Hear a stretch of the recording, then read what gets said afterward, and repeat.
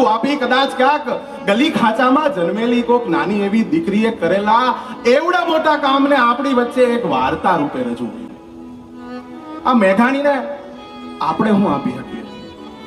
મેઘાણીએ તો રસધાર આપી, મેઘાણીએ છંદો, દુહા, અરે આખે આખું કાઠિયાવાડ ચિતરી દીધું આપણી આંખમાં.